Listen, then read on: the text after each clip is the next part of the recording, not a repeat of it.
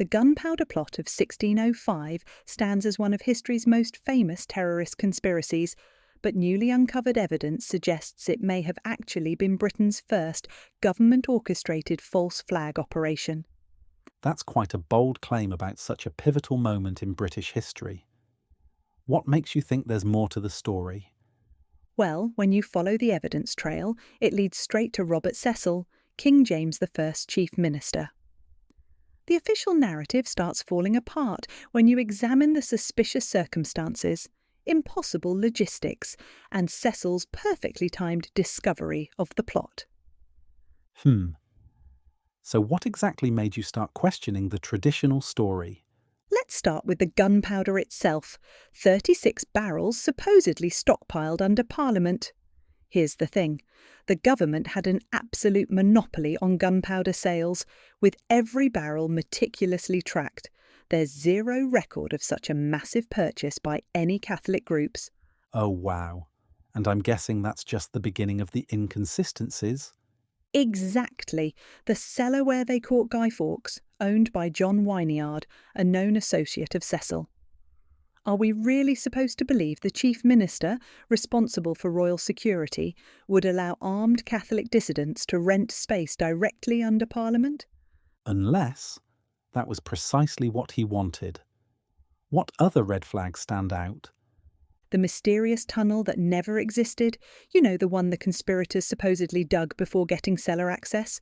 Despite centuries of excavations, not a single trace has ever been found. And then there's the convenient timing of the Mount Eagle letter. Right. Wasn't that the warning letter about the plot? Precisely. It reached Cecil on October 27th, more than a week before they discovered Fawkes.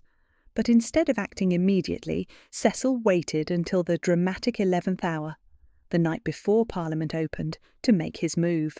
So what happened to the other supposed conspirators? Surely they would have had something to say about all this? Well, that's another convenient detail. Government forces killed them at Holbeach House before any could be properly interrogated. This happened before Fawkes had even confessed under torture. A confession, by the way, that historians question because his signature is barely legible from broken fingers. The more you lay this out, the more it sounds like an elaborate setup. And look at who benefited. Cecil gained more power, Catholics faced even harsher persecution, and Protestant England united against a manufactured enemy. It was essentially a masterclass in political manipulation. You know what's fascinating? We're still feeling the effects of this today through Guy Fawkes Night celebrations. Exactly. We're unknowingly commemorating what may have been a government propaganda campaign designed to demonise a religious minority and justify state oppression.